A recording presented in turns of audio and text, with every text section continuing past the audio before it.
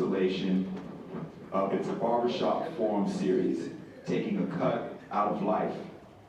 Barbershop is a traveling panel discussion event birthed from dialogues common in the daily lives of African American males, from their youth to adulthood. And now, please welcome one of the 100, a strong role model, motivational speaker, advisor, family man.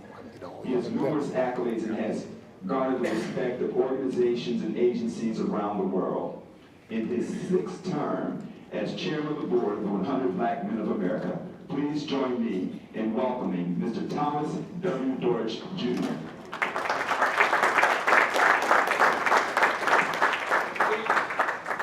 We're going to make sure that this is a lively session for you.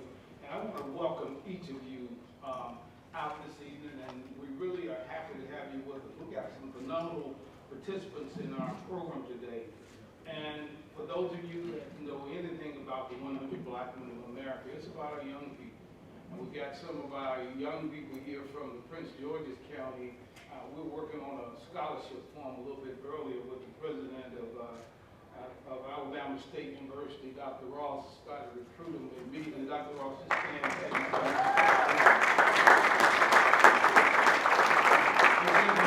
They said mentees, and he said, okay, how many scholarships do I find? You good.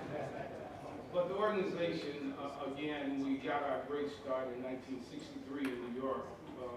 Thanks to the late Jackie Robinson, David Jenkins, Edison Wingate, with a total of 100 Black men who came together to address challenges in New York.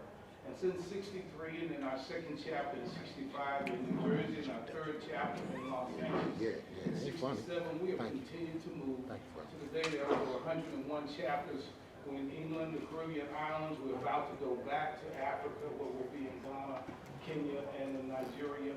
And so we're moving. But the work of this organization is done by some great men. I think all of the members of the 100 Black Men of America, no matter what your chapter, just stand and let's say thank you for your work.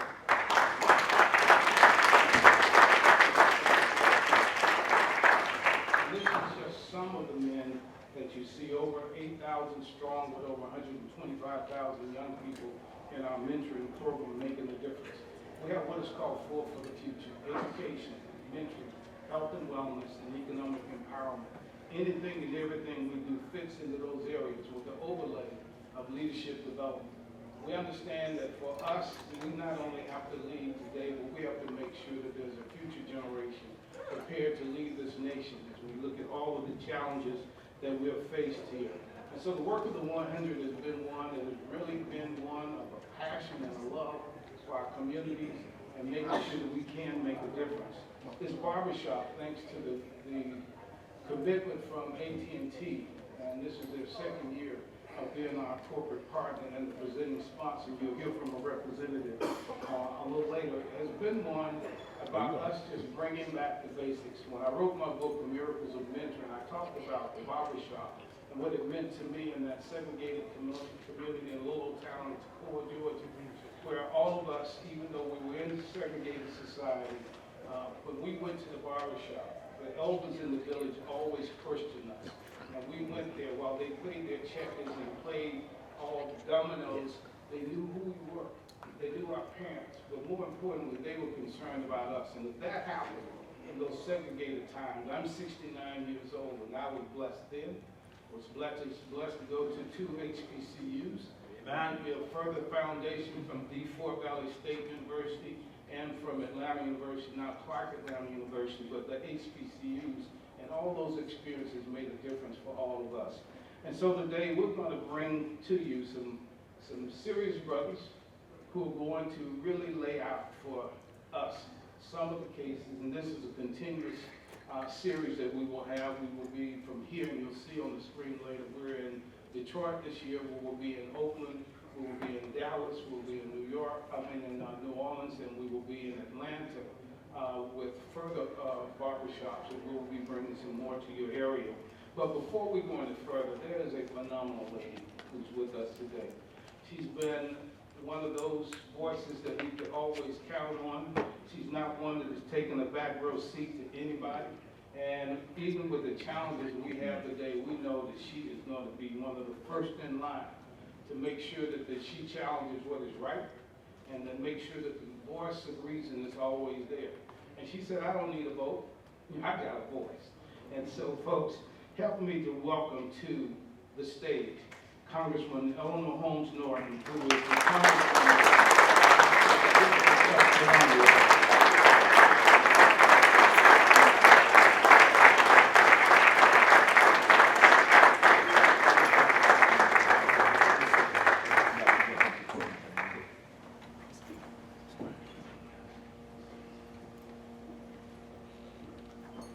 Thank you so much. I need to say what a special pleasure it is for me to welcome the 100 Black men nationally to the home of 100 Black men here in the District of Columbia, with whom I have been delighted to work closely. And thank you for bringing the Barbershop to Washington during this Congressional Black Caucus Foundation week, and at a time when we have so many African Americans from all over the country here in the District of Columbia. We need as much barbershop talk as we can get.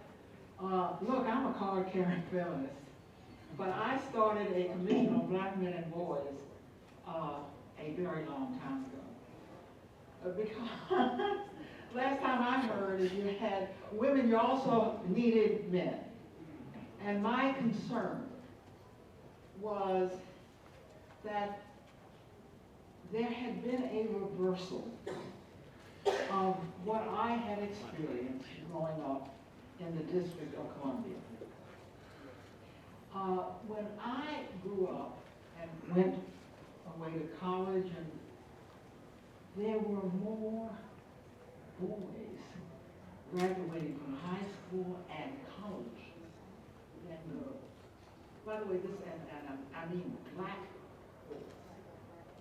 But what has happened to Black men and boys is not them alone.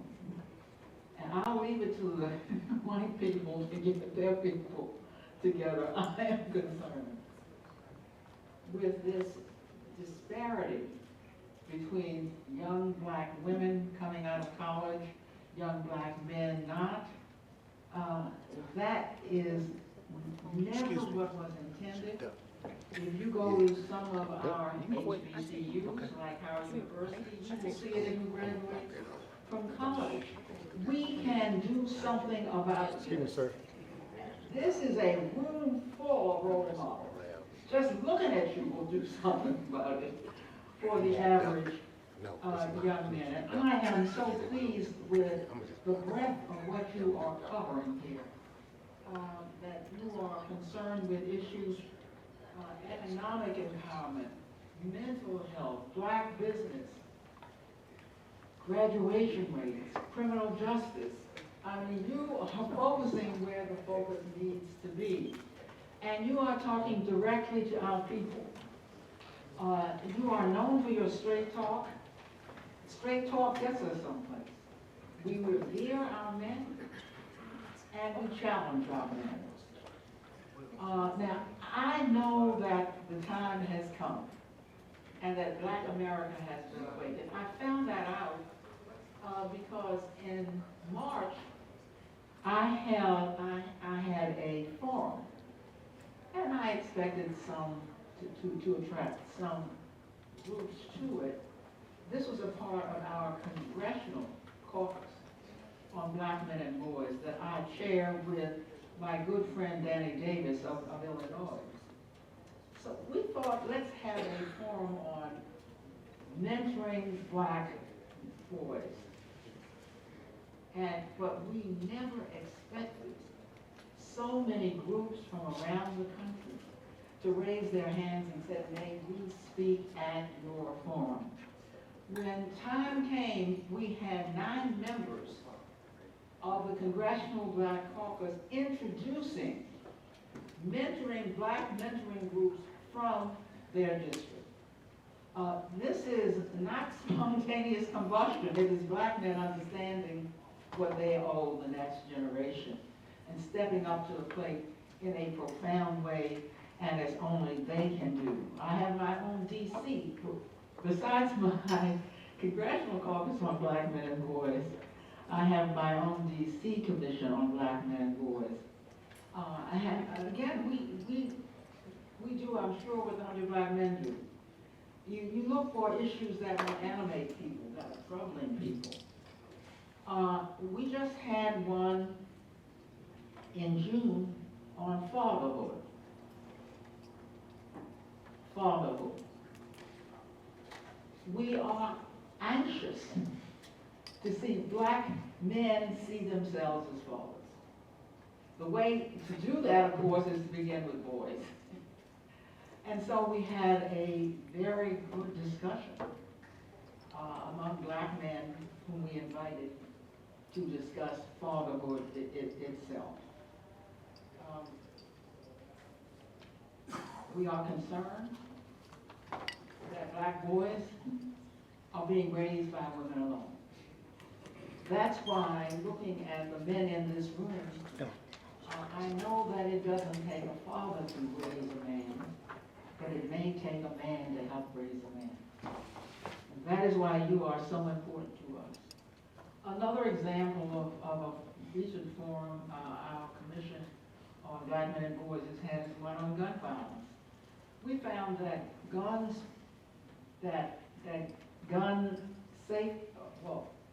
attacks were in excess of other districts rising in the District of Columbia. Who best to talk about that besides, of course, the elected officials who have some responsibility? It seemed to us to be black men, because who were the ones shooting one another? Very young black men, indeed boys, shooting one another. The point there was to try to get at what people know, what do they advise. I give you these examples to say that if we are concerned, as the 100 black men are, for leadership by black men to continue as it has always been in our society, we have got to focus on where the issues and where the problems are. Yeah, whether you're a black man or like me, a black woman, it is our responsibility to move forward and take care of our own black boys and men. Thank you, 100 black men, for all you are doing in just that way.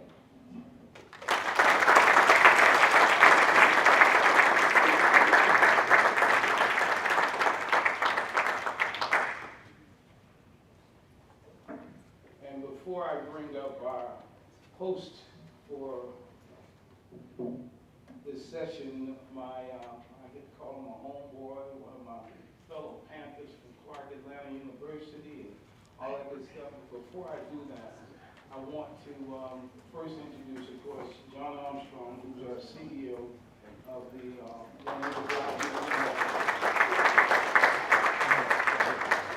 And before we end, I'll have all three presidents from the Metro chapters who are the official host force for this weekend, so you'll have an opportunity to meet them and see them, and they'll be brought up at the end. But I want to thank our Washington, D.C. chapter, our Prince George's chapter, and Maryland chapter for being the host as they have every year, but you'll get the chance to meet their leadership in a few minutes. At this time, so we can, of course, stay on course, I'd like to ask again, the congressman from the 4th Congressional District. He, again, is a graduate of Clark Atlanta University. He's a member of Omega Psi Phi fraternity. But more importantly, so we like the alphas, and we like the kappas, and the Phi Beta Sigmas, because I got them all in the organization. I don't want them to run it away. But again, folks, when we called Congressman Johnson and said we'd like to be a part, he didn't say, and to think about it, he said, what day, what time, and folks, that's the way this congressman has always been. He's been a leader, and he's been one that we've been able to depend on no matter where we are, whether we're in Georgia, anywhere in the country. Please help me welcome and thank Congressman Hank Johnson.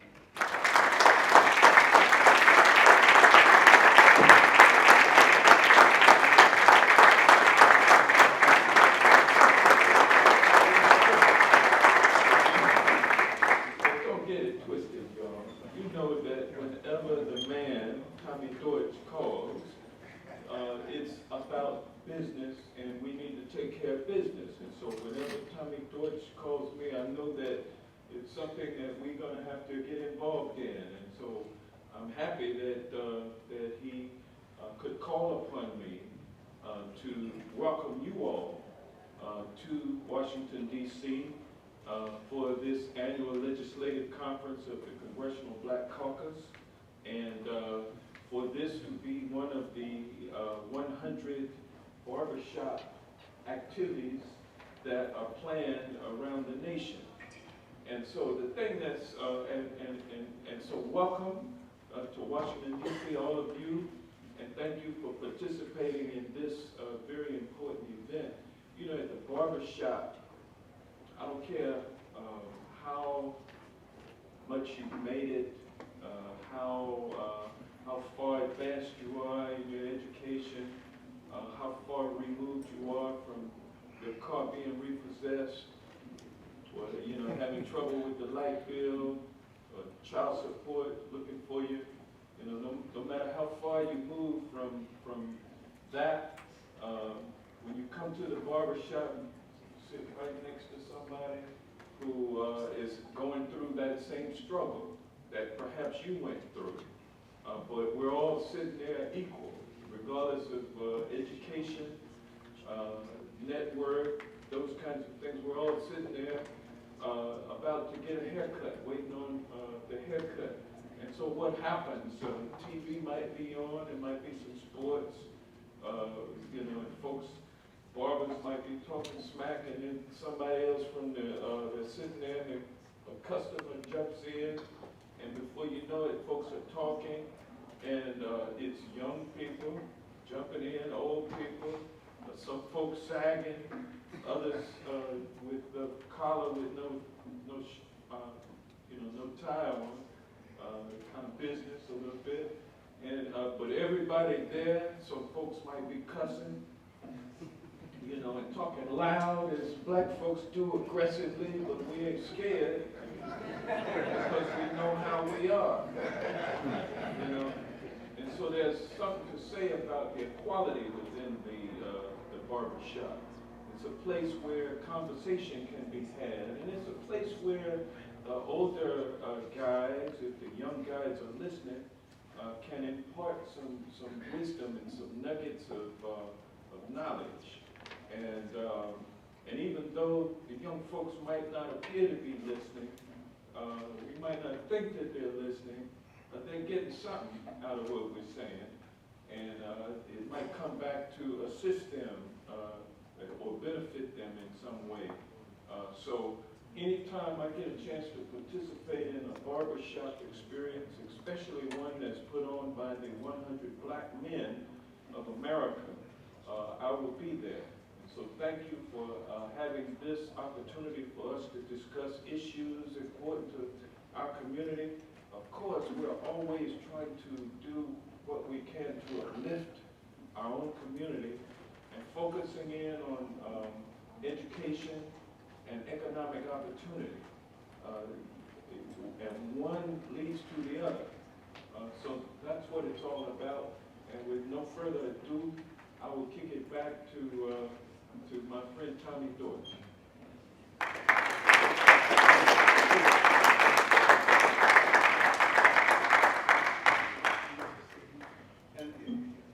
And I'm fortunate I have a dynamic duo that comes from DeKalb County. The congressman is the congressman, but we know the lady who really kicks it up in DeKalb County, Commissioner Marita Johnson, our DeKalb County Commissioner. Best partnership I've seen for Commissioner. We're happy to have you here. We're going to move into, I'm going to introduce our moderator, who really doesn't need introduction, but before we do, AT&T has been our presenting sponsor for this barbershop starting last year and will be continued on throughout the country. And so I'd like to ask Brandon B. Wright, who is the Regional Director for External Affairs for AT&T. If he'll come on up, give his sponsor's remarks, and then we're going to turn it over to the man. So with that, we want to thank AT&T for being a great partner with us on our journey of the barbershop.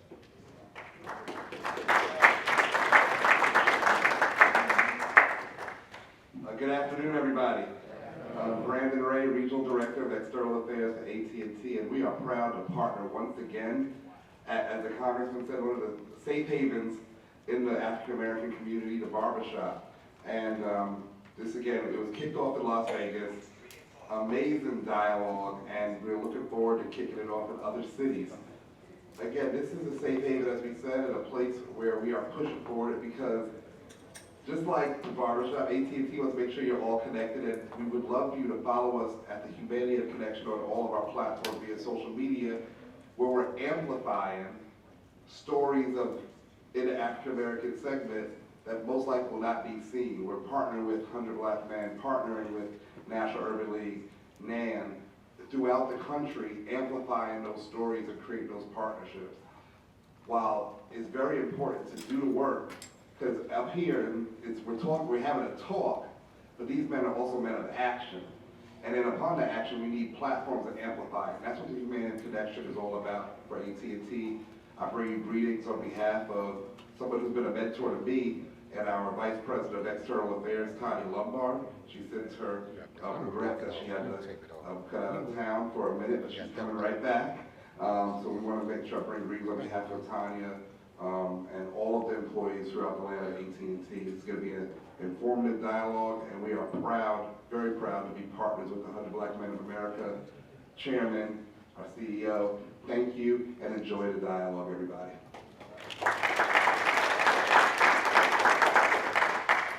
So now it's my pleasure to bring to you the moderator for this session. He is a young man who is a visionary. He's a civil rights activist, community organizer, and spiritual leader. My spiritual leader at my church, Newburgh Missionary Baptist Church. He is so gifted in his biblical teachings. He is the senior pastor of Newburgh Missionary Baptist Church. And this man comes from a family of bishops and ministers. But more importantly, I've followed his career from him being the youth director for the NAACP and followed him all the way. We are fortunate to have this young man in Atlanta. I know some folks in Baltimore upset. We'll let him come back. We'll let him come back. Yeah, he's in the Congressman in the Commissioner's District. But he has done a phenomenal job in just making sure the church goes to the people. But that's the way he's been all across this country. Please join me in welcoming our moderator, Mr. Jamal Harrison Bryant, Dr. Jamal Harrison Bryant.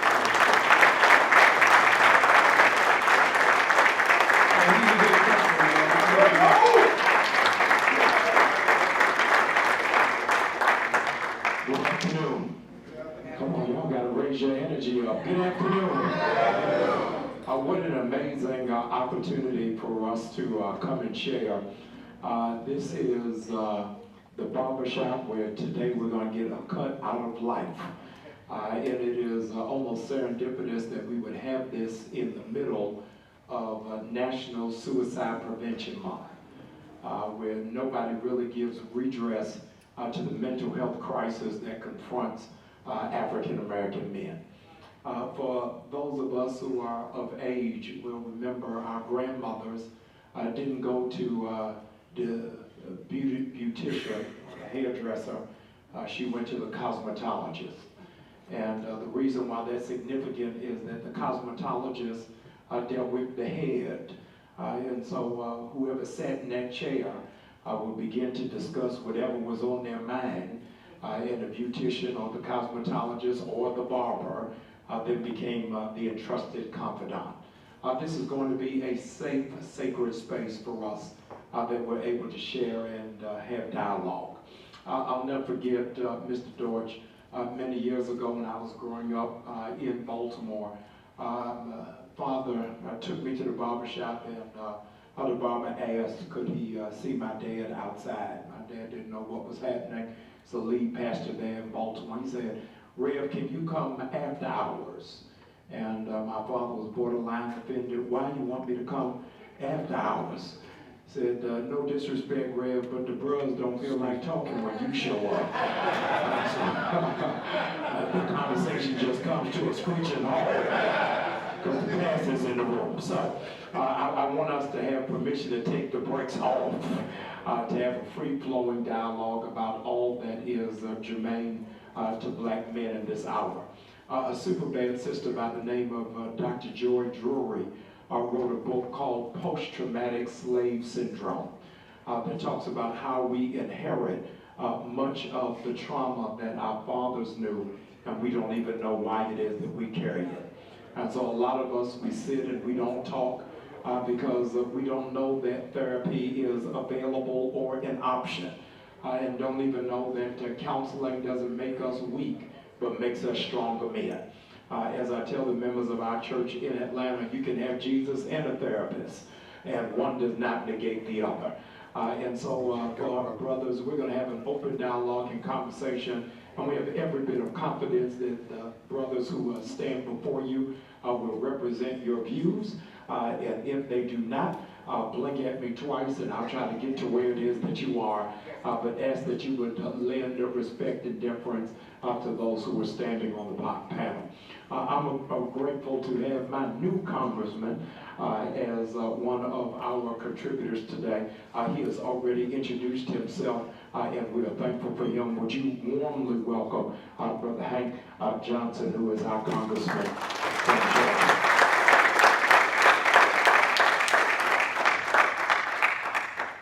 Considered to be the Thurgood Marshall of this age and this hour, we are overwhelmingly honored and elated to have an uncompromised voice on behalf of the oppressed in this nation, and really illuminating the glaring light of injustice that is pervasive around this nation. He needs no introduction. He should be on the payroll of CNN. Help me appreciate Attorney Ben Crump.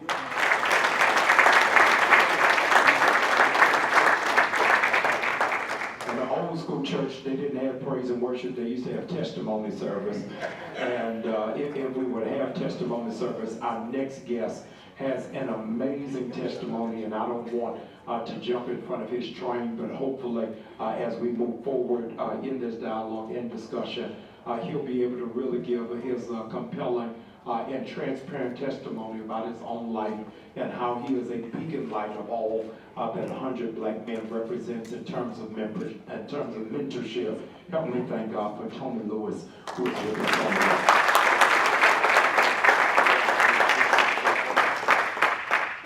the gentlemen and the ladies who have broken into the camp.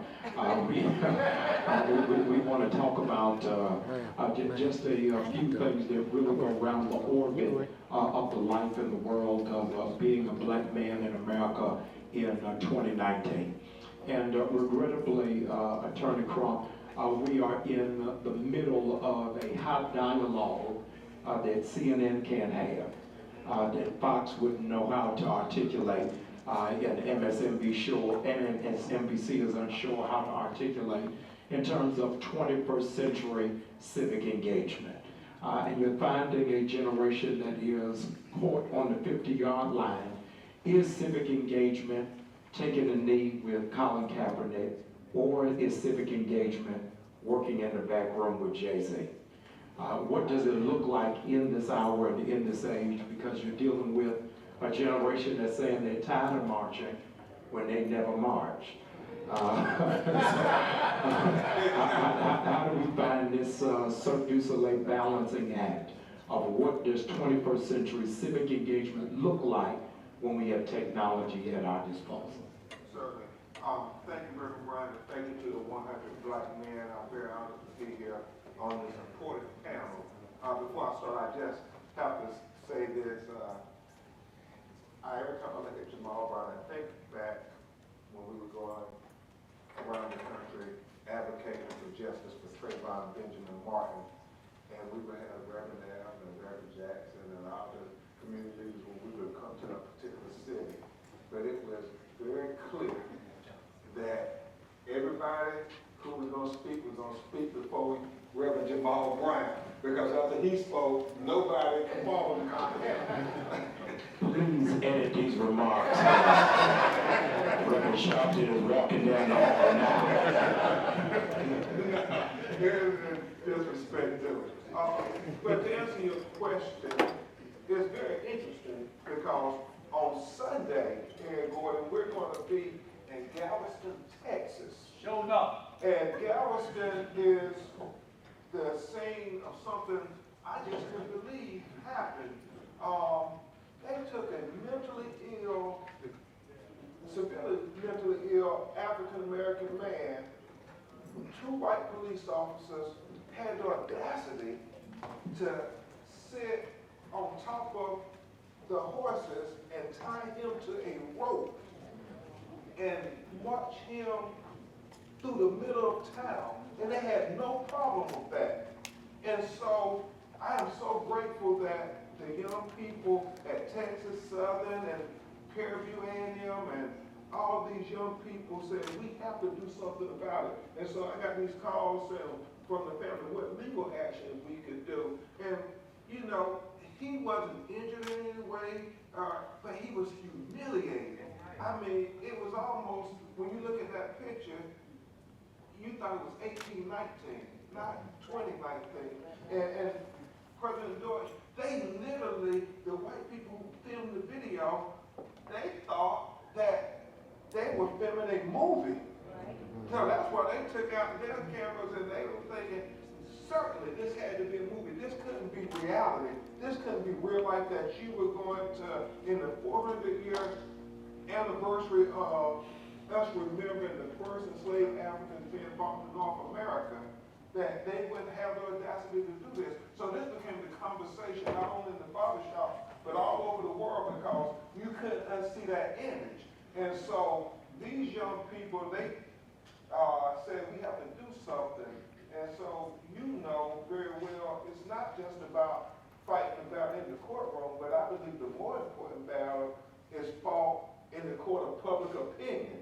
And what we do matters because all the world are watching black folks saying, what are you all going to do to this atrocity of this young man who is what my grandmother says is the least of these. He is severely paranoid schizophrenic and he is feeble-minded and the police, for whatever reason, said he didn't matter, Congressman. And so we're going to have this march on Sunday in Galveston, Texas. So that question is going to be answered directly by the number of young people who show up at that march, whether they understand that even if Jay-Z is in the room and Colin is taking a knee, that we all still have a responsibility to do something regardless of what they're doing. Everybody, you know, going back to the Bible where you know, does Jesus have to bear the cross alone? The answer was we all have a cross to bear. And for each one of us, we have to answer the question to our children. When they say, Daddy, Mama, that picture there, is it okay for them to do that to our people? To drag us like we're going to the slave auction in 2019? And we have to say, no, it's not right. And we have to answer them with our actions and not just our lip service.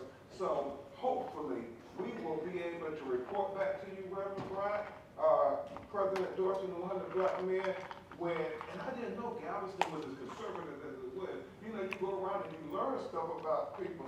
The white folks are pissed that the black people would dare come and protest their police officer for doing that to him. And I'm shocked that they think we're supposed to be well-behaved victims. We're going to just accept it. And so we're going to hopefully encourage young people to march because you're right. We are getting that message that, well, we marching again? Well, give us your solution. What are you going to do to let the people know that you care about what happened to, you know, Darren Neely, this 38-year-old mentally ill man who, without us standing up for him, his family would think nobody cares. And I want to believe in my heart of hearts that we all care when we saw that image. Thank you, Attorney Crump. Let's give him a big hand. Congressman, there's a great deal of disillusionment. It's really my contention that President Trump was elected not by the number of people who voted for him, but by the number of people who didn't vote at all. As we're moving into this election cycle, a lot of people really don't feel like anything is going to happen. How do we keep the populace of our community engaged when there doesn't seem to be any shift about? Yeah, the image of that young black man flanked on both sides by officers on horses, and he's chained and walking with them, it conjures up images of the whip and just all kinds of images that are in our minds that we never experienced before, but our forefathers did. And it's implanted into their psyche and in ours. And now the advent of Donald Trump is what that is all about, is to take us back. Make America great again was to make America white again. And what they mean by that is that I want to go back to a time where black folks knew their positions in life, knew where they were supposed to be. And whenever they stepped out of line, that was what was going to happen to them. They would be hunted down like an escaped slave, chained, brought back and whipped into submission so that the others would not dare step out of their role. And so that image was not random. These were people who thought that it was okay for them to do that. In fact, it was something that they've been looking to do for a long time, and now the message has been sent by the man on top that it's okay.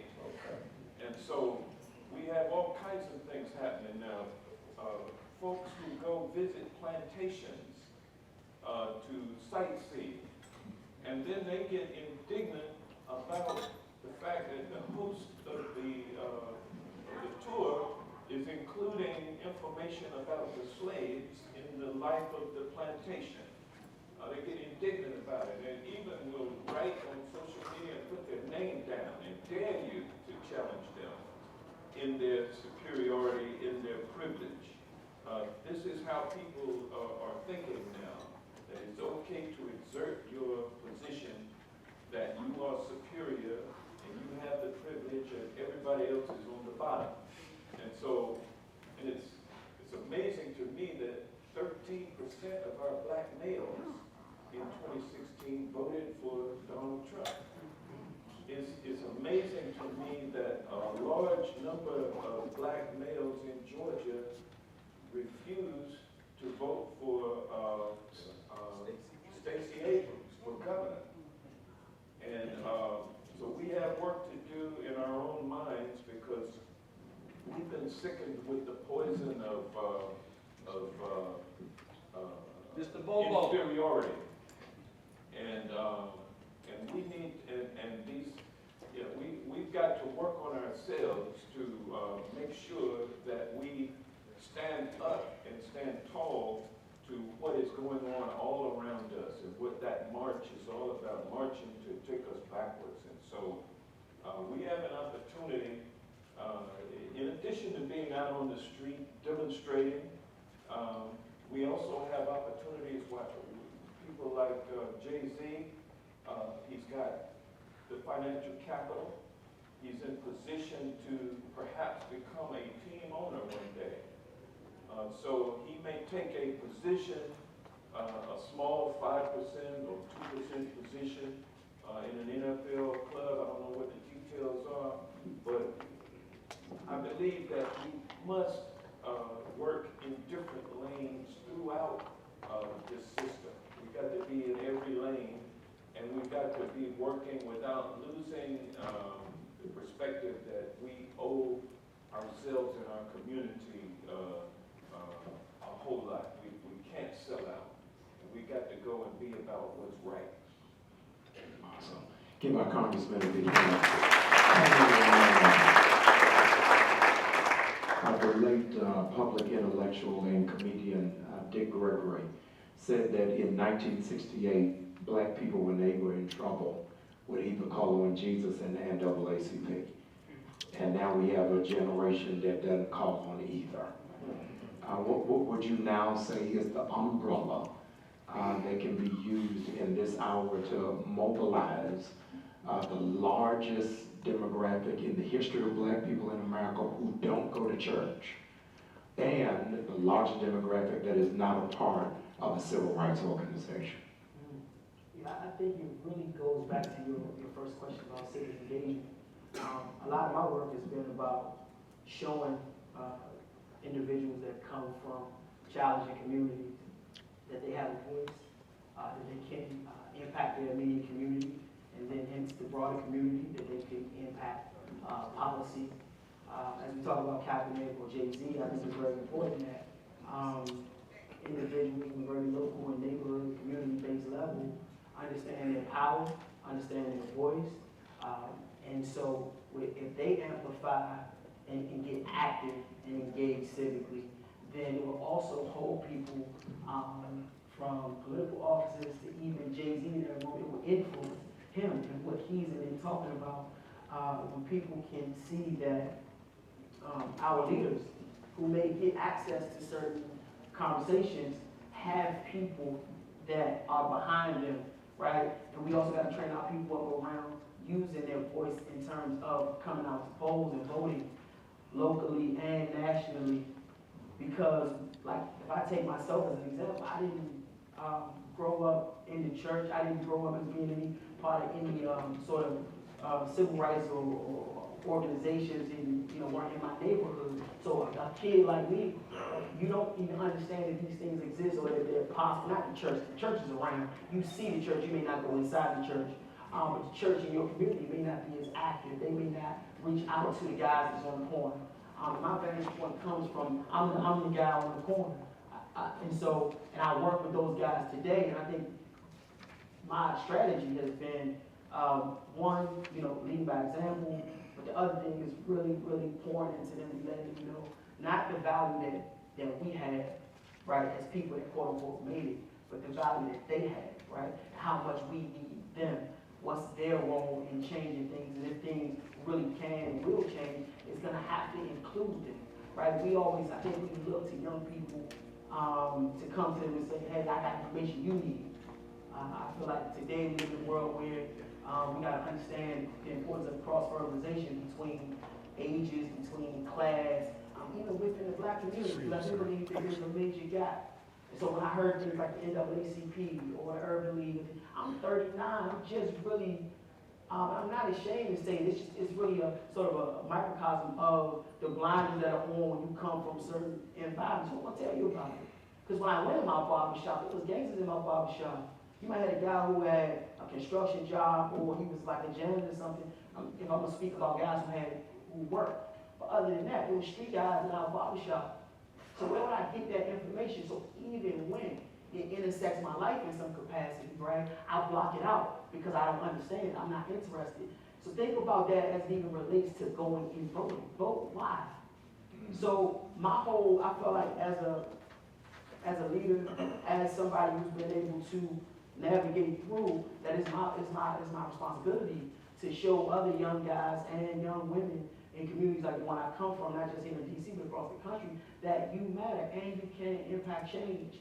And so many times, I think people also feel, as I land this plane, is that the people speaking for the black, and I hate it when we have to, as black people, have sort of a monolithic approach. We all grew up the same, right? We all have the same views. Well, certain things I think we all should have the same views, but that's another story. But I think what's important is that people feel like you said, blink twice, people don't feel like the people that are speaking for the black community are voicing their concerns. So my response to them in that way is that you have to be that voice. You can be that voice. And I think for those of us that are in position, we have to let them in. We have to actually go get them. It makes us more powerful, more formidable if we have a more inclusive point of view. Particularly if you're not in communities or grew up in a community, or even currently in a community, when you're dealing with gun violence daily, dealing with police brutality daily, if all your homies and family members and friends ain't locked up and you ain't been locked up, let's go get the people that's going through that. right? And those aren't the only things that's important to black people. But that's just an example that when those things are discussed, many of the people that are going through that, unemployment, a lot of the mental health pieces that you discussed, people don't feel like, you know, the people that have the microphone, our voices, their perspective, and I think we have to include those individuals more.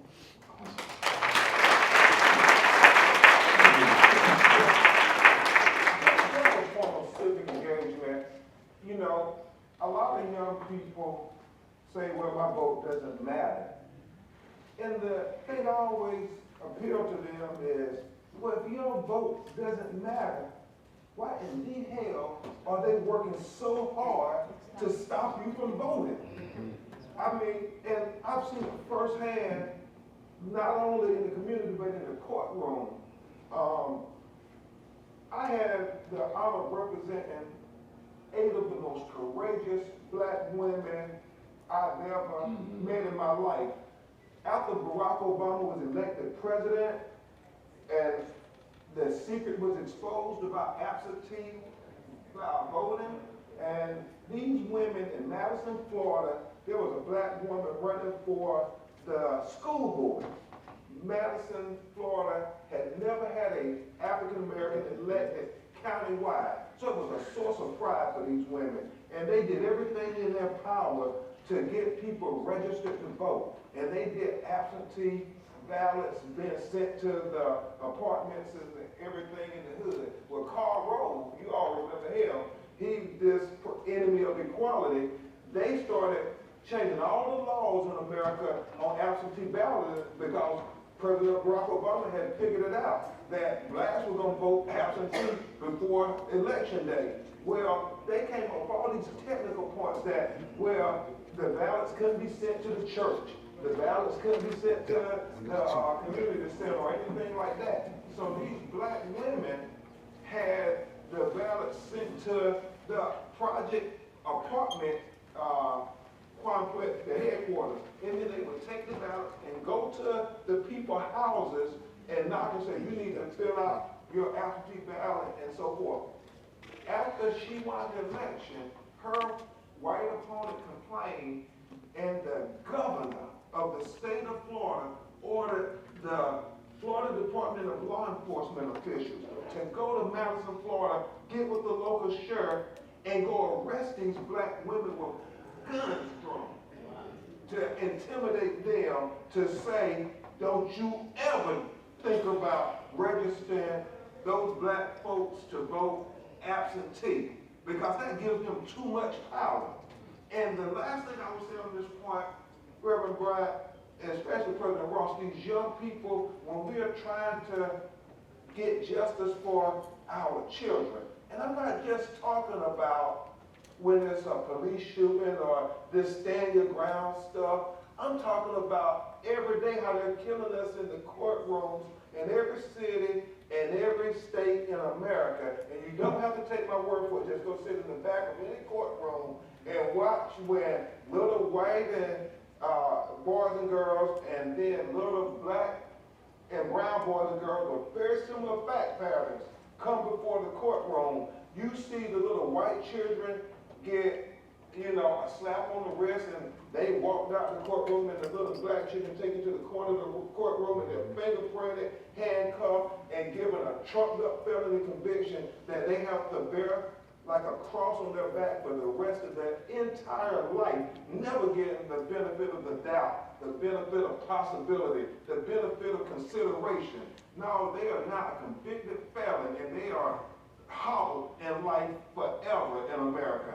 But I bring this point to say, when we're trying to get the jury, we have all these black people doing everything in their power to get out of jury duty. When you got the power, you talking about civic engagement, it's one of the greatest things you can do, the greatest service other than going to fight for your country, to sacrifice 2, 3, 4 days, a week or whatever, to sit in that courtroom and pass judgment on whether another black life is going to go and become part of the prison industrial complex. I read on social media, they said, let's have a boycott of white businesses. and they said, let's start with jails and prisons, because that's the biggest thing.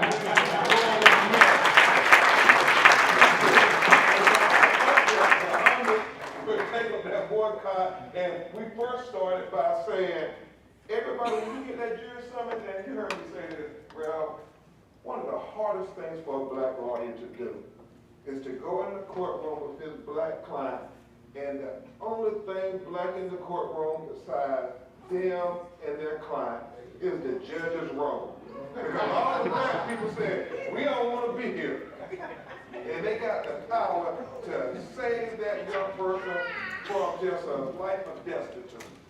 Congressman. It's really amazing that a lot of black people decline to get registered to vote because they don't want to get called for jury duty. Yep. You know, I mean, it's crazy. Now, people died in the run-up for us being able to get some protection for our right to vote. The 1965 Voting Rights Act, people died to get that legislation passed. And it's only been since 1965, in our 400-year history in this country, it's only been since 1965, and that was, 60 years ago, 55, 60 years ago, somebody do the math. So out of 400 years, we've had 50, 60 years of the right to vote. Now that right to vote is precious. It's probably the most precious commodity that we have. Of course, we have the freedom of speech and freedom of assembly and due process and equal protection and all of that. But this right to vote is like, it works for you. I mean, it's something that you can do, and it actually comes back to you immediately after when those votes are tallied and you're on the winning side. You can put in somebody who is sensitive to our needs and to our plight. You can put someone in who is insensitive. They are already in at this time. But what I'm trying to say is, for 55, 60 years, it's only been that long since we've had this ability to elect our people into office. And for us to take the attitude that, well, these folks that I voted for aren't doing anything for me, haven't done anything for me, there's no need for me to vote. I mean, if you ponder the fact that we've only been in for 65 years, and I tell you, out of the 11,000 people who've been elected to serve in Congress, in the history of this nation, it's less than 100 that have actually been African American. And even right now, we have our largest number, 55, in the Congressional Black Caucus. It's 55 out of about 237 Democrats. We have 55. We don't have a majority. So we have to work with the majority every day to try to get something accomplished. And I'll tell you, regardless of party, you're still going to come up against the same obstacles and challenges. So that's the bottom line. So we're doing our best, and we need more of us or people who are sensitive to our needs to be in public office so that we can set the policies that can then benefit us. And politics opens up a lot of economics in our community. Absolutely. I read a quote earlier this week that retirement is no longer predicated on age. It's now dictated by income. And what is the missing dialogue, I think, from the caucus and from this week is what is our economic agenda going forward? There are a whole lot of people who don't want Trump in office, but the business community is standing with them because all they see is the bottom line is the dollar sign. How do we mobilize an economic agenda going forward? Yeah, very, very difficult and complex issue to solve.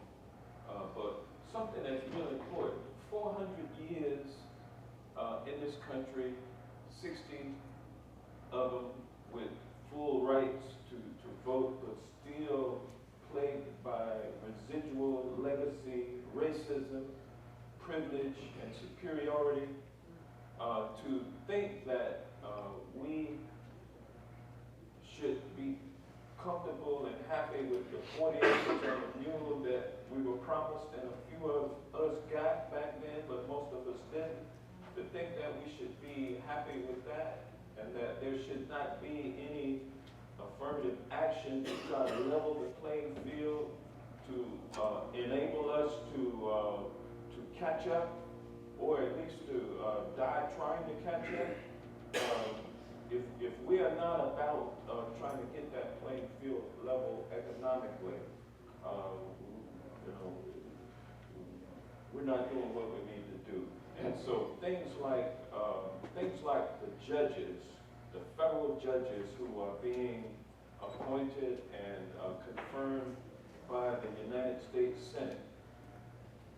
If we don't take the opportunity in Georgia, we got two elections, 2 senators up for election in 2020.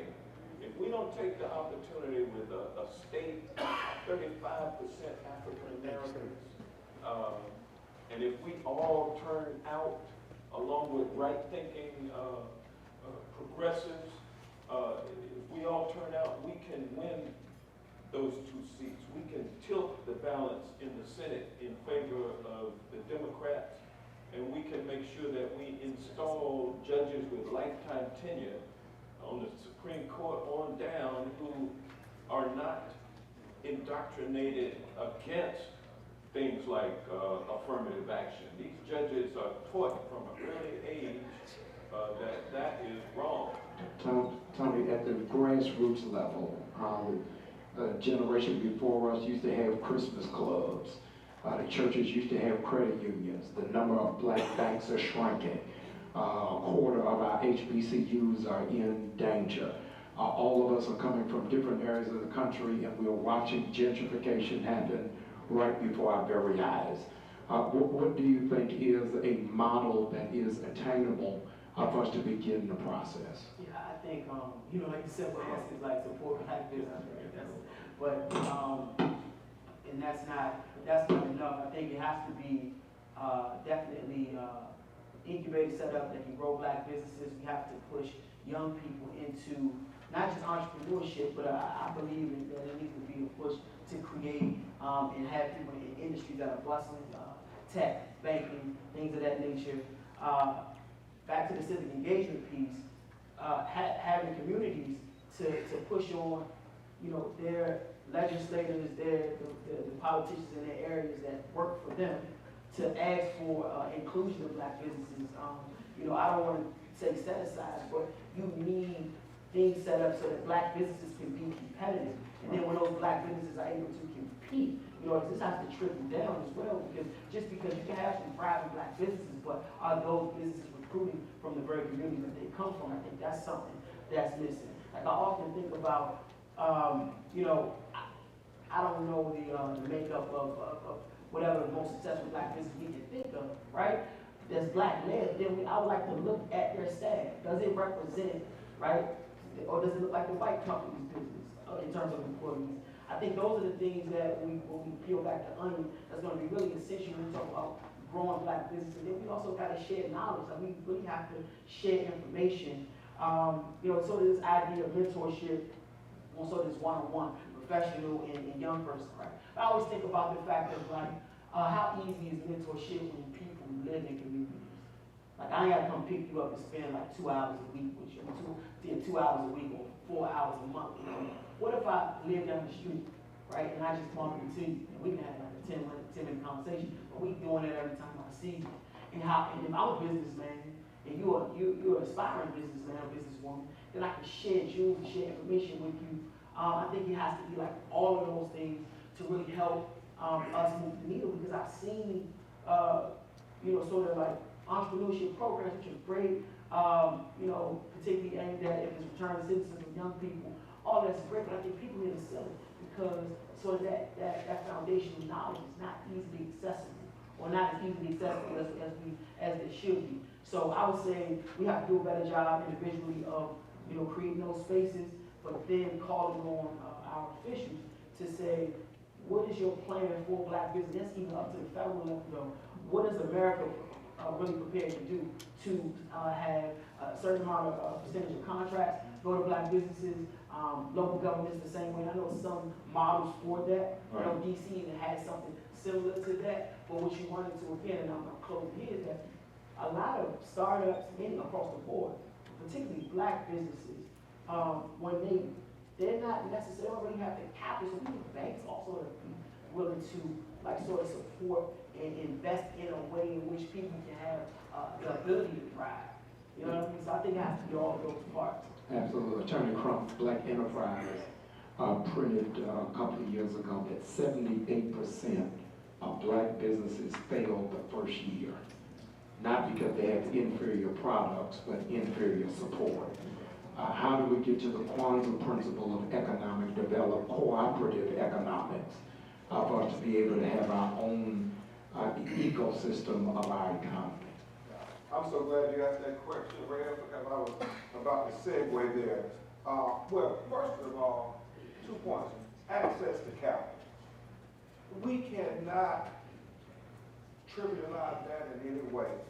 I mean, it starts first with access to capital. I have this book coming out called Open Season, the Legalized Genocide of Colored People. And in our final chapter, we talk about economic racism and the fact that when banks legally can't discriminate and nobody is there to hold them accountable, it doesn't even give black businesses a chance to have an equal footing with our white colleagues. The fact that, and I give these examples because you have to make it real to pieces. And I get in trouble in court all the time, and judge threatening putting me in jail. But you have to make these points vivid. That chapter starts off where we represented a black woman who had a boyfriend, and he talked me into doing a bogus income tax return. Now, this is a single mother with 4 children, never committed a crime in her life. So she does this tax fraud, and she gets about $30,000, $40,000 extra. They prosecute her to the full extent of the law. And Ed, you remember this story. They put this sister in prison for 7 years. While she was in prison, she saw the guards sexually assaulting people, and she kind of told on them. They retaliated. She wrote a letter to her aunt and her family saying, they're going to kill me, get me out of here.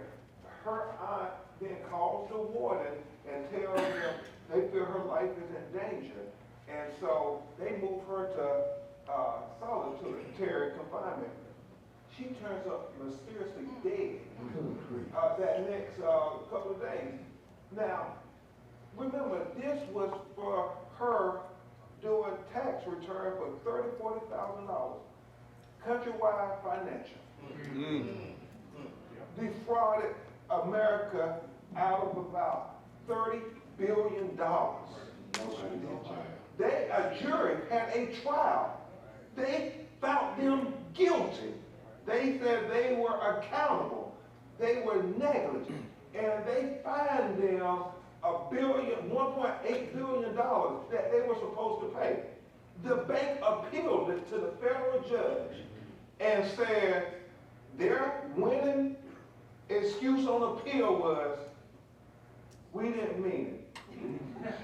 And you know the judge vacated the jury verdict. Wow. And now I think about Latanya Ellington, who we represented, why that didn't work for her.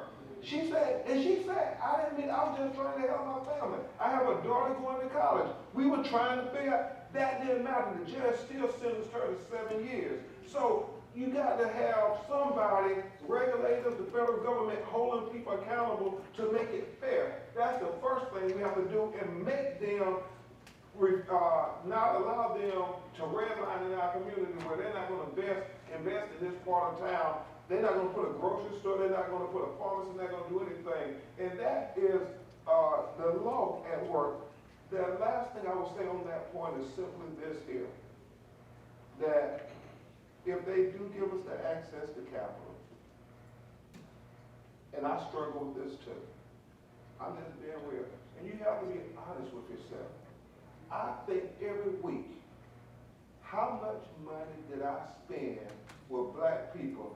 And I get pissed off at myself when I go through a week and I say, man, I did not spend $1 with a black business in my community. Wow. And you all have to be real with that, whether it's a black doctor, black lawyer, black pharmacist, black barbershop, black shoe shine man. I mean, you gotta somehow be able to make that dollar circulate in your community versus taking it to Mr. Charlie every day and don't even think about it. And that's something we can do to help black businesses. Whether you have these investment clubs or whatever, where we're talking about financial literacy, where we're doing it at church, and we're saying to everybody in our fraternity, our sorority, Mason, church, man, y'all, we gonna spend some business with black people. We gonna go to the soul food joint. We gonna figure this out together, y'all. Everybody need to come up and tell us who we gonna give to this black business this week. And we all gotta do it. And that's something that I think the black men and the churches are uniquely positioned to help lead us. Because I'm an educated lawyer and I need to know what black businesses am I missing out there, because we all making a little change now, so we got to give back. And you would be amazed at how young people will watch what we do. Yeah. The average Jewish dollar circulates in the community 20 times before it leaves. And the Korean dollar circulates 13 times before it leaves. The Caucasian dollar circulates 9 times before it leaves. But in the black hands, it only stays for 30 minutes before we put it in the hands of somebody else. And so when we're talking about economic development, what do we do really to support each other, to really push each other up to the next level? Dr. King, and we're going to question and answer, said in a private conversation with Harry Belafonte, I'm afraid I've integrated the Negro into a burning house. Because what is the point of integrating a lunch counter if you don't have money for a cheeseburger? The next step after civil rights is civil rights. And so the economic agenda has got to be where it is that we find ourselves. Would you help me thank these panelists?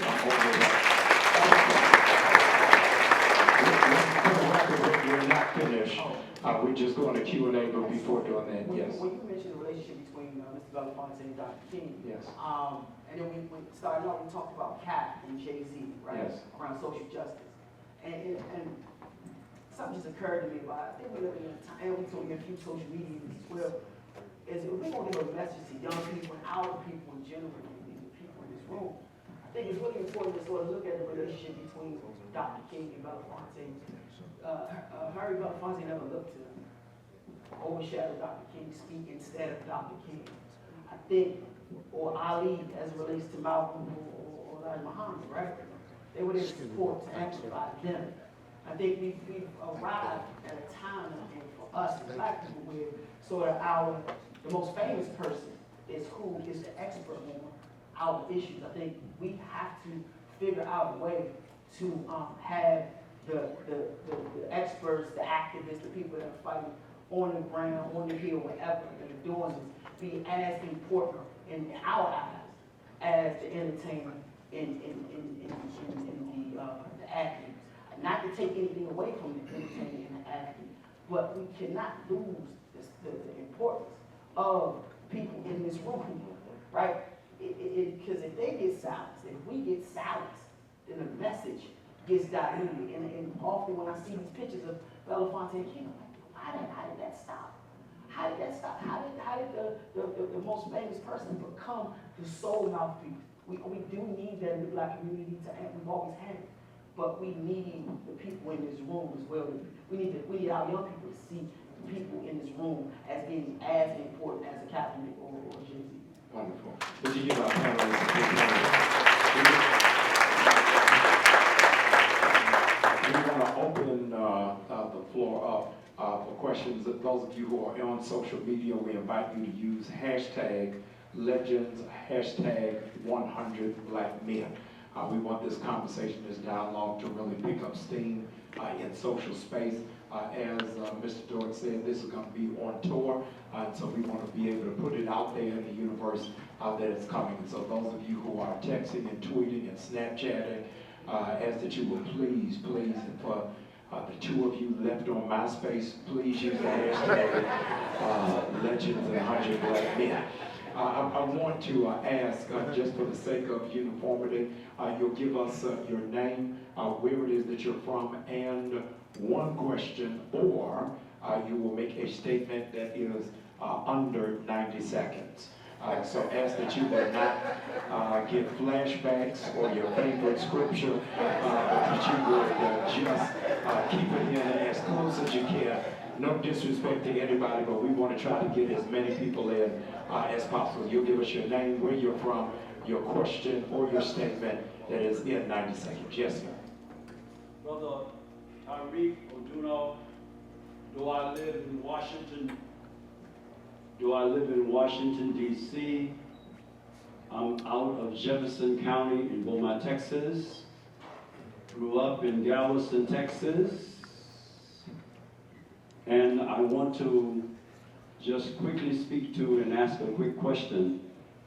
Now, if you want to produce a profound business person as Magdalena Walker produced from the Pinty Bank in Richmond, Virginia, you have to, whether it's voting or whatsoever it is, you have to put people in training under people who have already done what you want them to do.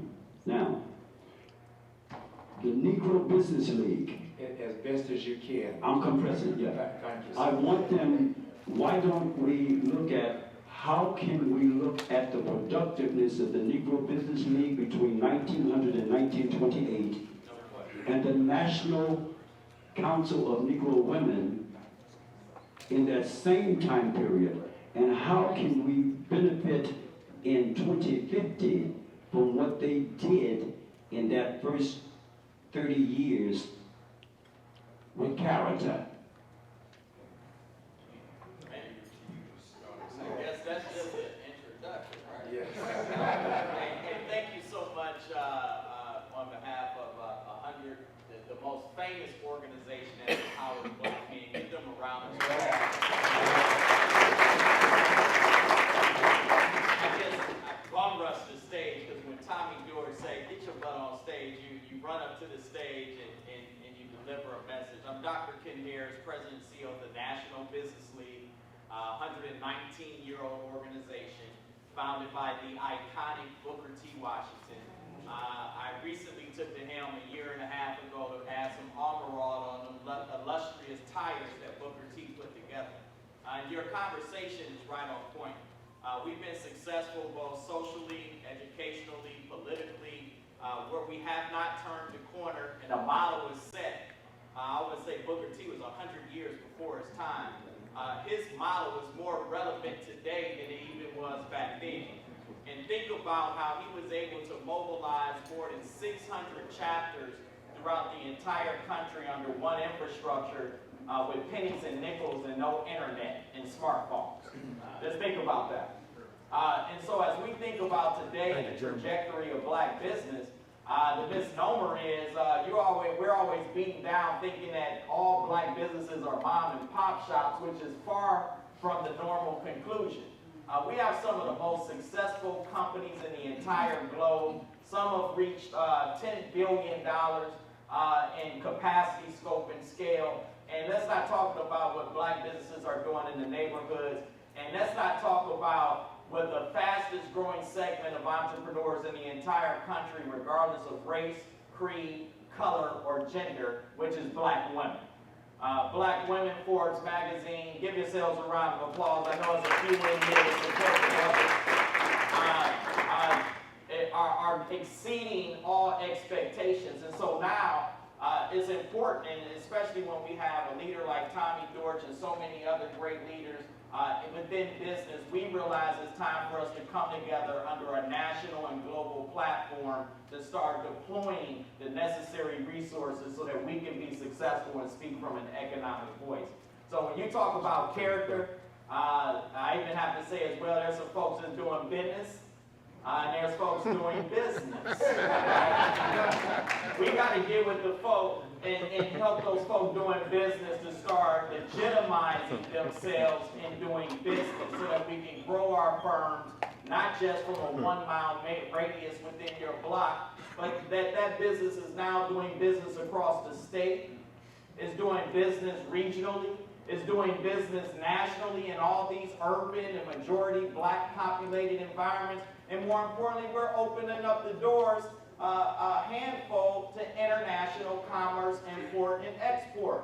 Africa is wide open for entrepreneurship. And I tell you, Booker T and them travel through the Niagara movement. You think about all the historical perspectives. We do not have to reinvent the wheel.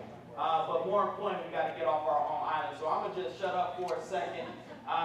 In terms of economic empowerment, this is our future, and that's where we need to go. And I look forward to supporting anyone in this room. Business and then just business. You know, and I'm lawyer-client privilege here, everybody. Yeah, I remember the first line of Godfather, the great novel about Mario Puzo, that they made into a movie. They said behind every great fortune, there first is a crime. And remember, these young brothers in America, a lot of people, the Kennedys. I don't think that's the takeaway.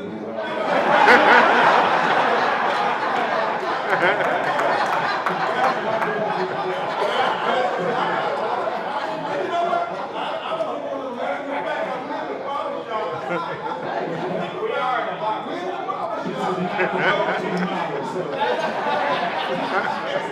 Hey, Will, we don't treat you like your dad and say, leave it out.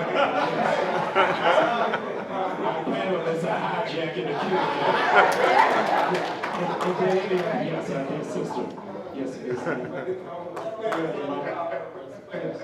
you don't help me now. Hello, my name is Wesley Watson from Grand Rapids, Michigan. Yes. I have a quick question. What is our message when it comes to different generations? Especially, how are we conditioned as black folks when it understands our message within a generation? You can look at the March for Our Lives on how that generation is leading the movement and creating actual legislation on gun control. And so we talk about what are we doing for civic engagement, then what is our message from different generations, and how can we create that kind of environment where our young folks can lead when it comes to that message? Wow. That's a good question. I don't know if that's the best example to use, though, the March for Our Lives for stuff that Parkland, right? And I mean that to say that, like, it's young people, young black and brown people, but young blacks, men and women, getting slaughtered across our country, being dumped out. You know, I'm 30, I'll hold like the last 4 decades right in this country, even before that, but specifically there. And so I think that's been able to happen for a different reason. Those people, the Parkland young folk, because of their class, because of their race, they be seen as more victims than us. That young people from Chicago, DC, Baltimore, LA, wherever, would not be able to, that they've tried. There's been movements of young people forever, and it's black kids trying to amplify the need for gun control or saying gun violence. So I don't know if that's the best example, not to disagree with you, but my point is that I getting past that is that simply I think we need to let young people know again that they do have a voice. Social media is a tool, but it's not the only thing. They do have to collaborate. They do have to engage. They do have to show up. They do have to vote. They do have to go to their local civic association or ALC meetings or whatever their local community political meetings or civic meetings are. I think, and then in turn use social media to amplify and highlight their work and grow themselves and collaborate. I think that's the message in terms of invoking change from my perspective. That's particularly for black youth though. I think we cannot discount and black business. And black people, we're up against a different thing. So I think it's dangerous sometimes to sort of equate to like, oh, white people are doing this. Because we're not allowed to operate that way. That's not convenience. That's just, in my mind, the reality of, so we got to be more strategic, we got to be more intentional, we have to be more innovative in how we do things. The message is the same. The track is different. So 2 weeks ago, I'm in the car with my 3 teenage girls, and I'm a preacher, so I don't know how the radio got to a secular station. It was on the secular station, and Frankie Beverly's song "Before I Let Go" came on, and I turned it up. I'm singing with it, and my daughters get an attitude and say, "He stole that from Beyonce." I just pulled the car over.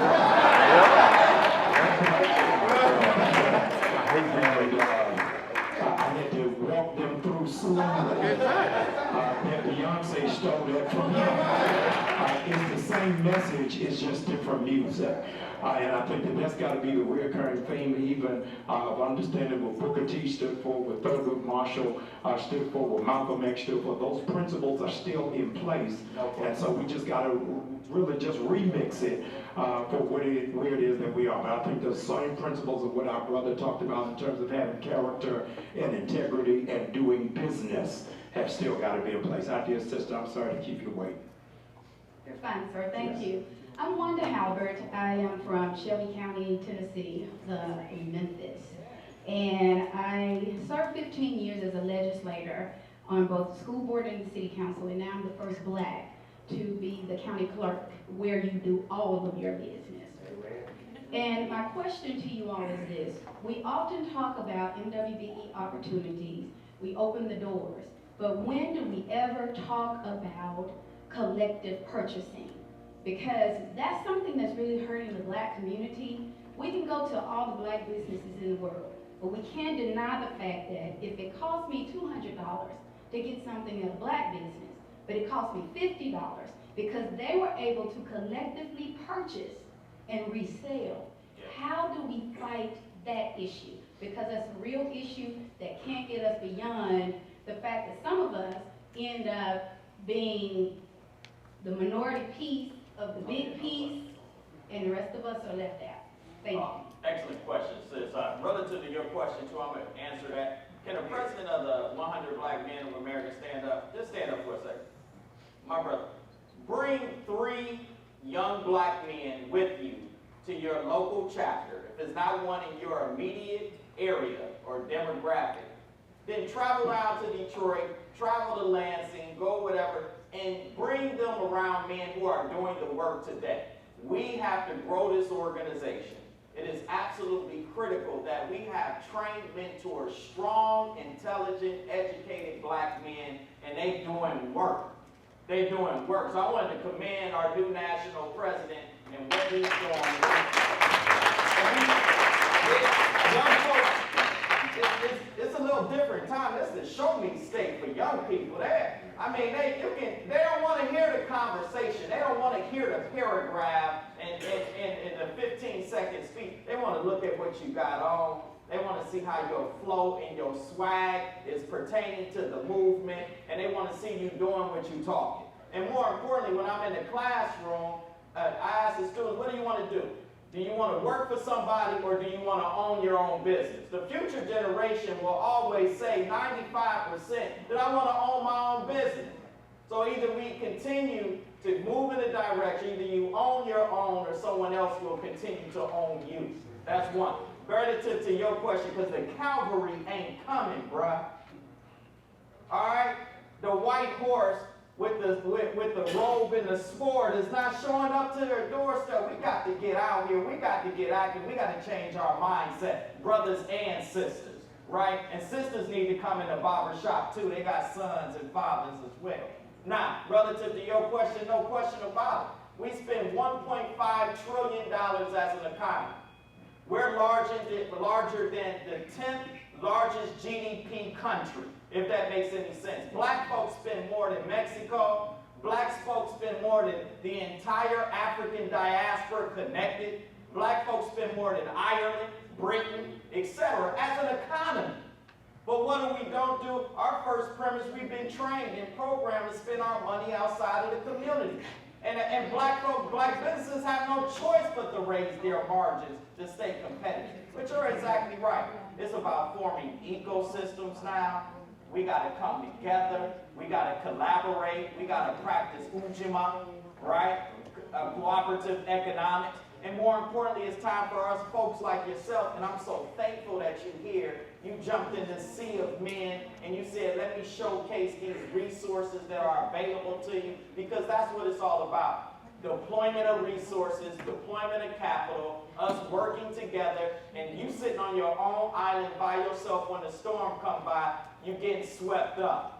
So hopefully you got somebody to hold on to while that storm goes by, because that's where we got to go. We got to get out of this individualized, European, westernized mindset. We are a communicable people, right? We're a tribal people by nature. So we need to support each other. And I promise you, if 20 of your girlfriends, right, go to the new black-owned nail shop, just like they got in Atlanta, just like they got in Denver, just like they got in LA, just like they got in Detroit, the lines are wrapped around the corner.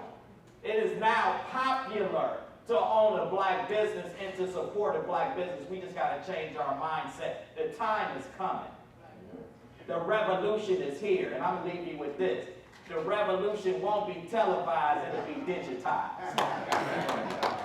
Frederick Douglass said power concedes nothing without a demand. And I think that what it has to happen is that we've got to use both elements of the civil rights movement. Just recently at our church in Atlanta, we gave out 5,000 pairs of back-to-school shoes.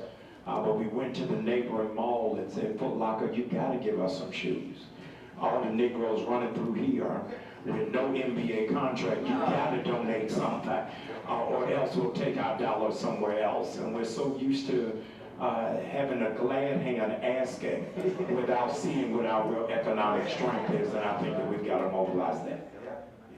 All right, we have time for just a few more questions. If everybody can look at the screen really quick, if you can text Barbershop to 833-602-8614, it's going to be a survey. Please, everybody take the time to take the survey, because your feedback is very critical. Okay. Good afternoon, everyone. My name is Frenchie Davis. I'm with Mentors, Inc. I have worked with 100 Black Men for 3-4 years with Ivory Johnson. Thank you so much. We participated in their Saturday school, so I definitely want to give a shout out to the Saturday program that 100 Black Men has done with the gentlemen. I've been able to do workshops with them as well. But I did want to say that as director of Mentors, Inc., which is the first mentoring organization of Washington, D.C., 32 years, at this current moment, 75% of my male mentors are white men. I will repeat, 75% of my male mentors are white men. I am asking for your support, and I also want to point out, because there's a notion that our kids are just so underprivileged, so at risk, that people don't feel like they have the time to be the social worker. I'm here to tell you that if you volunteer with our program, you're not going to be the social worker, you're not going to be the co-parent, you're not going to be the financier, but you can be the mentor. And our students are asking that you be the mentor. I have some amazing young men who are looking to go to MIT. I have some amazing young men who are looking to work for Microsoft, and they are looking for mentors. So please see me, you hear my voice, come approach me. We can work with your hours, we can work with your schedule. It's one-to-one mentoring, but I implore you to Google mentoring. If you're not going to be associated with 100 Black Men, find a mentoring organization in your community, because it must be a priority. And I struggle with so many people complaining about what's happening to our young boys, but you are not stepping up to mentors. So I'm asking so many of you to come in as I reach you out to please participate. Thank you.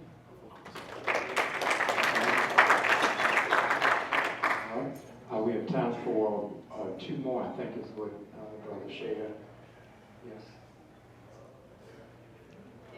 Hello, everyone. My name is April Richardson. I got to take 130 seconds, not just the 120 that you allocated, because there was a question in the room. So I've been an attorney getting close to 20 years, but I'm also an entrepreneur, so the perspective that I speak from is a bit diverse, and I was a prosecutor on the federal circuit. To answer your question, when it comes to black businesses, the big guys, they come together and they do management purchasing companies, where we find companies that are selling like things, or fabrics or sugars and flours, and they buy them on behalf of, let's say, Hilton and Marriott. They have one company called Avendra, and they are able to buy in bulk and then they distribute. The way that we are able to address that so that we can compete is by using organizations like your own to figure out who across the country are in like-minded companies, such as my own, or in baked goods manufacturing. What black girl do you know that are in 700 retailers?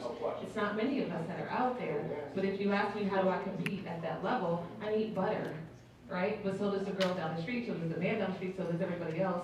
So first identifying, but also holding the companies that do business accountable. Getting products shipped is a big barrier to black businesses because the cost for meat in a $30 cake across the country costs $40. But if we have organizations like yours that hold FedEx accountable to giving us discounted rates in bulk, or we're purchasing under that same number, now we're getting into the competitive rates of the Amazons, so you can't use my 120. So the one thing that I wanted to say is when I saw the barbershop taking a cut out of life, the first thing I think of as a black woman going into barbershops with my black son is that I couldn't leave him there on my own because of the conversations that took place that were outside of his ear, that were within his earshot, were number one, unacceptable, and there was no one to sit there and say, hey, let's not do that because kids are present. As a black woman, as a girl from Baltimore, the first thing that I can tell you is that I often feel discounted.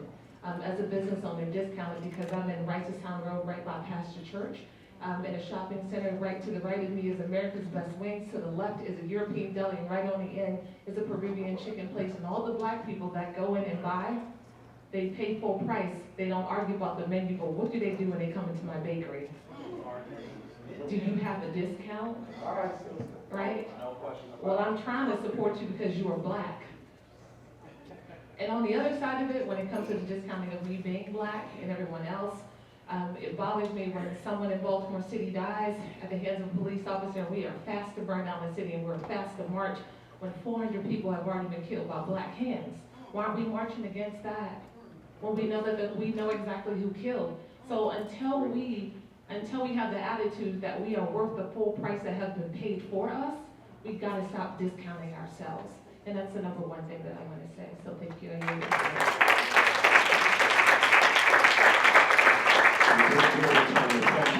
Thank you. Last question, please.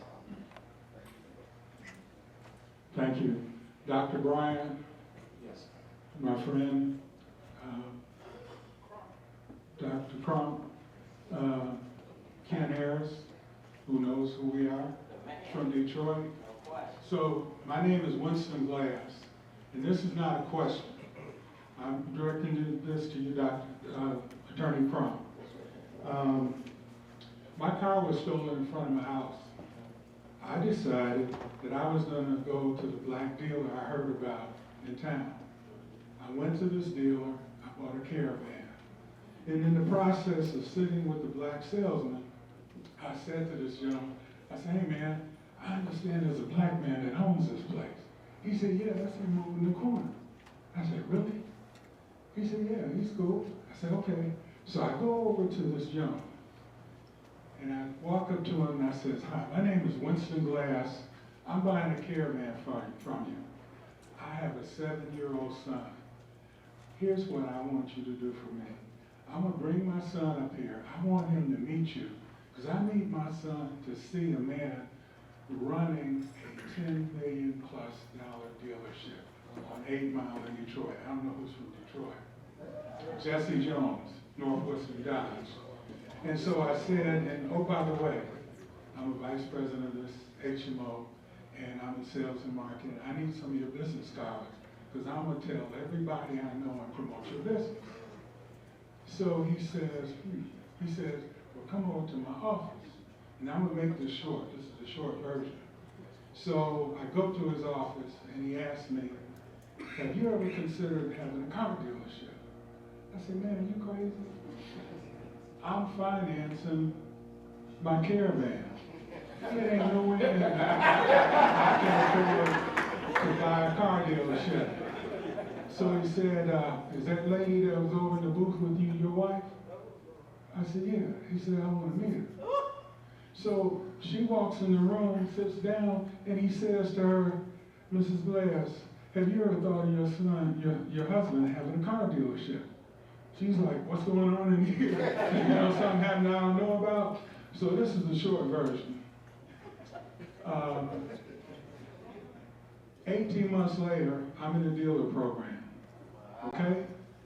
Black dealership, all right? I get out, I buy Pat Maffini's dad, Dave Maffini's Dodge dealership in Lee Summit, Missouri, and build a new Dodge dealership. So all I want to say to you is, when you are buying your next car, or anything, suit, anything, please, please find a black business, a legitimate black business, and do business with them. Because we have all these cliches. The Jews do this, and white folks do this. But let me tell you something. I've been on both sides. I offered the black, in fact, Emmanuel Cleaver in Kansas City helped me. But I offered the ministers in Kansas City, if they would bring their young men to my dealership in Lee Summit, I would let them run my store for 5 minutes. And only one pastor did it. But it saved several kids in that church from gangs and other stuff. They're able to actually do that. So that's my short story. Thank you, Mr. Glass.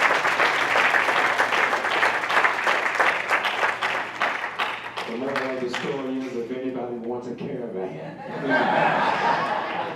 I'll go get it. I'm enlightened and enriched and empowered from this dialogue. I hope you'll join me in thanking our sponsors, AT&T, for helping to power us coming together, as well as the foresight of 100 Black Men. And we're appreciative of all of our panelists. Would you give all of them a big hand?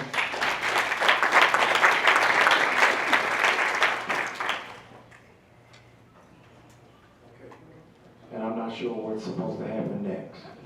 All right, actually, I think I'm supposed to happen next. All right, here you are. First of all, I want to thank the panel tremendously. I mean, this was outstanding. Please give them a big hand. This was truly outstanding. My name's Kevin Patterson. I'm the events person for the 100. I do have a couple of announcements. You saw up on the screen the place to take the survey. Please make sure that you do that. We're actually having what we call our Fall Leadership Conference, which starts tomorrow. We will have some additional workshops. We will have one here that will be outstanding. It is entitled, The Black Male Vote, What Are We Voting For? That will be held Friday, 9 to 11. It will be in room 143A. You can grab me afterwards if you need to write that down, but it'll be 143A. That'll be Friday from 9 to 11. We'll also have some fun activities I want to make you aware of. Tomorrow night, we will have the Cruise on the Potomac, hosted by Raheem Devon and featuring Demetrius McKinney. You can get tickets. You can go to the 100blackmen.org website, or our host hotel for all these, where we're selling tickets, will be at the Crystal City Hyatt, which is right across the bridge, very easy to get to by train. We're also excited that on Friday night at the Crystal City Hyatt, we have the Back to Black Masquerade featuring Midnight Star. So please consider taking that. That'll be Friday evening, and again, you can get the tickets at the same place. Most importantly, though, we are also having a Moving in Faith breakfast, and that will be Friday morning. And the pastor for that will be Bishop John Richard Bryant. You might know who that is, but you may know, you've met before, right? But that will be Friday again at the Crystal City Hyatt. So I encourage you to look at these activities. You can go on our website or meet us at the Crystal City Hyatt. Again, thank you so much. I'm going to turn it to our chairman for some closing remarks. So I will pass the microphone over to him. I did tell you that I'm going to ask our leaders, the 3 presidents of our metro chapters are the hosts, co-hosts for this weekend. So I want to ask again, is Wesley Webb to come on up. Of course, James has been in the trenches with us. James, come on up. James, Wesley's the president of the Maryland chapter. Of course, James is the president of the Washington, D.C. chapter. And I know Emmerich, is Emmerich? Oh, yeah, there he is. Come on up here, Emmerich Peace, who is the president of our Prince George's chapter. Let's give it up for our leaders.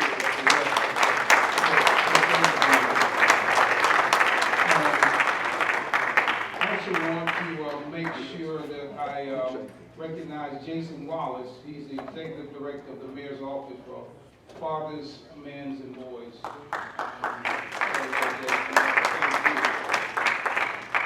Let's give it up to this phenomenal team that we enjoyed here today.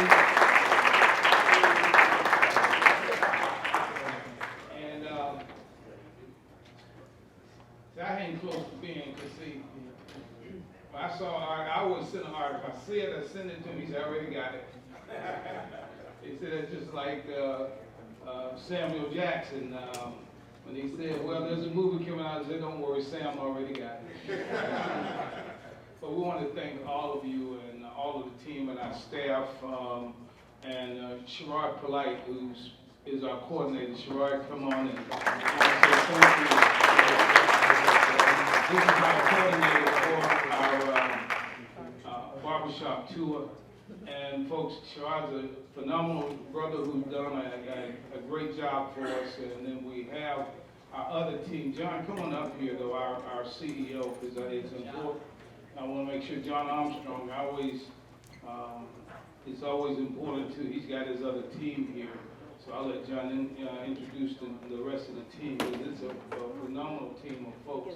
But what we want to do is say to you, again, I have to say to all of the men of the 100, thank you. In the case of the barbershops, and we know there are challenges. I go to the barbershops in my neighborhood, me and Ambassador Andrew Young and all, and we wouldn't, the one good thing about my barbershops, if you need to bring your son down, they don't allow profanity on my barbershop, because if the young people, they're in there, I took my son, I take my grandson, and when they have conversation, we don't have to worry, they police each other. And so the key is don't give up on our barbershop, just go to the right barbershop. And that's important. I own 6 businesses. I have north of 700 employees in 14 states.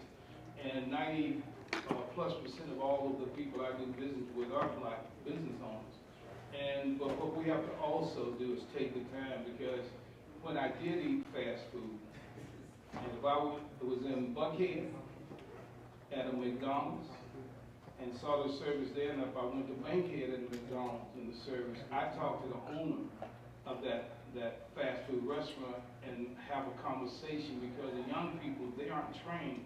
It's not their fault, it's the owner's fault. But too many of us go to businesses that are owned by white folks, even though they'll have Black managers, and we keep going to them, and they can make as many mistakes as they want. But in our business, we have to communicate, we have to educate, and we have to work. I come from a city where the most brilliant leader any city could have had in Maynard Jackson. Maynard Jackson created so many millionaires, and to this day, we've been tested in court.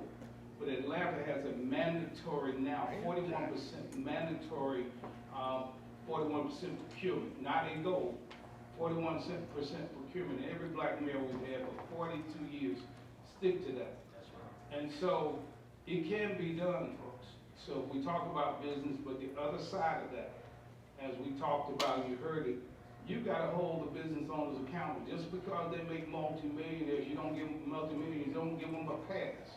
You got to call them in, because the way we do it, if you don't play, you don't, again, if you don't pay back in the community, you don't play in our community. We shut it down.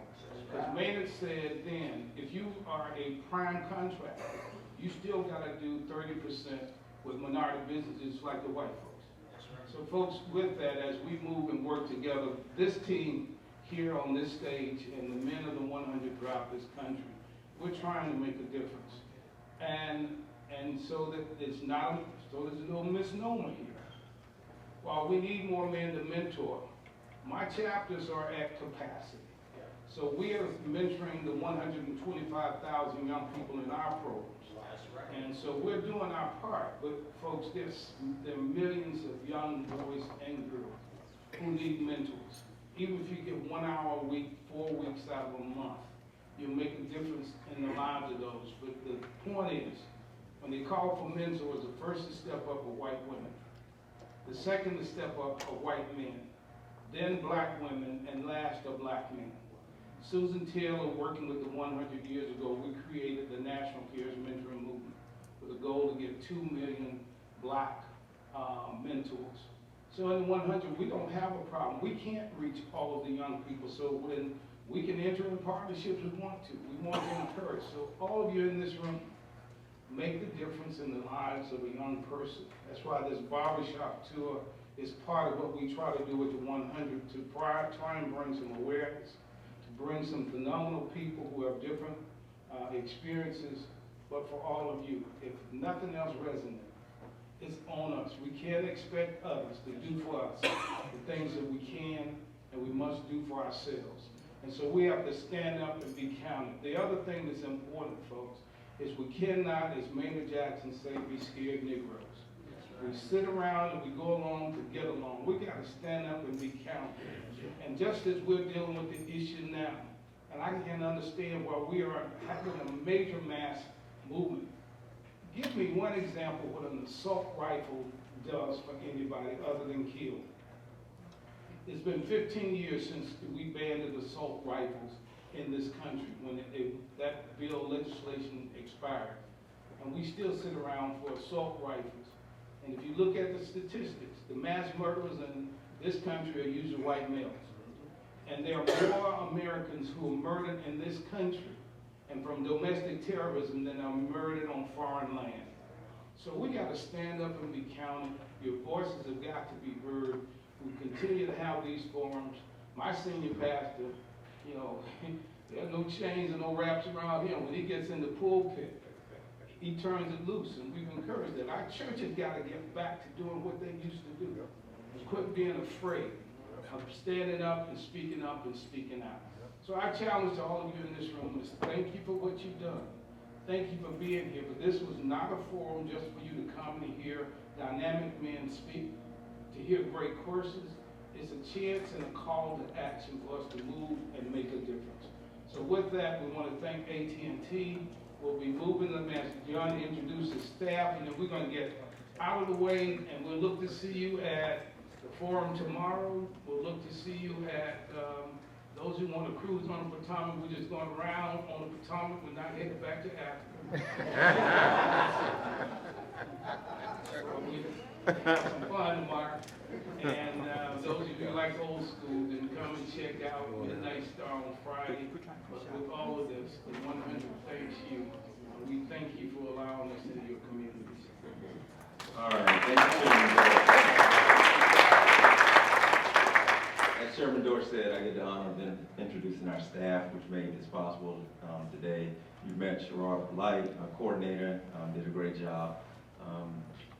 Alicia Crowell, would you raise your hand?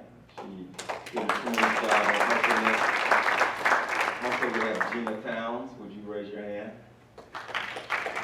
Did another great job. And many other people that are not here yet, but they did a great job. Ebony Sanders, our development director, as well as Dr. Trinice McNeely, Henry Coughlin, who all played a major role in that. So I get the fun of feeling like Russell Simmons now and just say to all of you, thank you for coming out, drive safe home.